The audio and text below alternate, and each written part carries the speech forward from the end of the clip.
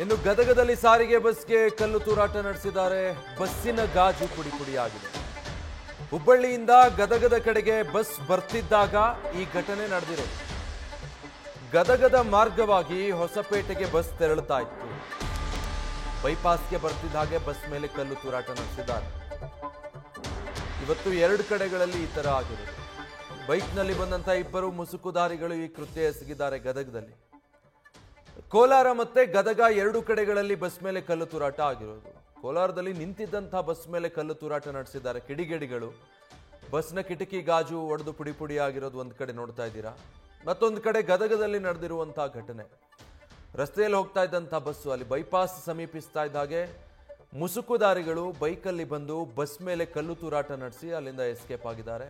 So ಅದರ ಮುಂಭಾಗದ ಗಾಜು ಡ್ಯಾಮೇಜ್ ಆಗಿದೆ ಕಲ್ಲು ತೂರಾಟದಿಂದ. 1-2 ಕಡೆಗಳಲ್ಲಿ ಈ ರೀತಿಯ ಘಟನೆ ಇವತ್ತು ನಡೆದಿದೆ.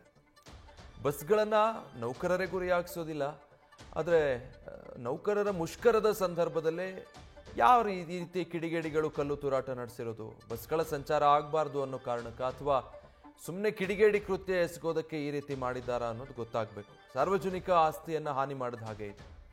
ಬಹಳಷ್ಟು ಬಸ್ಗಳು ಎಲ್ಲೂ ಕೂಡ ರಸ್ತೆಗಿಳಿದಿಲ್ಲ. ಅಲ್ಲೊಂದು ಬಸ್ಗಳು ಇಲ್ಲೊಂದು ಬಸ್ ಅಂತ ರಸ್ತೆಗಿಳಿದಿರೋದು. ಆದರೆ ಈ ರೀತಿ ಬಸ್ಗಳ ಮೇಲೆ ಕಲ್ಲು ತೂರಾಟ ನಡೆಸೋದು, ಹಾನಿ ಮಾಡೋದು, ಇದೆಲ್ಲವೂ ಕೂಡ ಸಾರ್ವಜನಿಕ ಆಸ್ತಿಯನ್ನು ಹಾನಿ ಮಾಡುವಂಥ ಈ ಕಿಡಿಗೇಡಿ ಕೃತ್ಯಗಳು ಸರಿಯಲ್ಲ.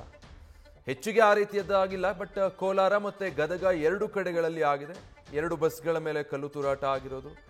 ಒಂದು ಬಸ್ನ ಕಿಟಕಿ ಗಾಜು ಒಡೆದು ಪುಡಿಪುಡಿ ಆಗಿದ್ರೆ, ಮತ್ತೊಂದು ಬಸ್ನ ವಿಂಡ್ಶೀಲ್ಡ್ಗೆ ಕಲ್ಲು ತೂರಾಟದಿಂದ ಡ್ಯಾಮೇಜ್ ಆಗಿದೆ. ಅದಾದಮೇಲೆ ಆ ಬಸ್ನ ಓಡಾಟವನ್ನು ನಿಲ್ಲಿಸಲಾಗಿದೆ.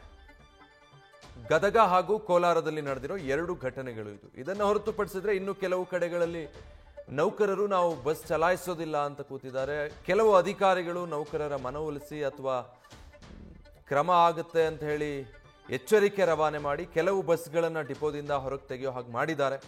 ಎಲ್ಲೆಲ್ಲಿ ಅದು ಸಾಧ್ಯ ಆಗಿಲ್ಲ ಅಲ್ಲೆಲ್ಲ ಖಾಸಗಿ ವಾಹನಗಳ ವ್ಯವಸ್ಥೆಯನ್ನು ಕಲ್ಪಿಸೋದಕ್ಕೂ ಮುಂದಾಗಿದ್ದಾರೆ. ಆದರೆ ಅದು ಯಾವುದು ಕೂಡ ಸರ್ಕಾರಿ ಬಸ್ಗಳು ಏನು ವ್ಯವಸ್ಥೆಯನ್ನು ಕಲ್ಪಿಸಿಕೊಡ್ತಾ ಇತ್ತು ಪ್ರತಿನಿತ್ಯ ಜನರಿಗೆ, ಅದನ್ನು ಸರಿದೂಗಿಸುವಲ್ಲಿ ನೆರವಾಗ್ತಾ ಇಲ್ಲ ಸಂಪೂರ್ಣವಾಗಿ.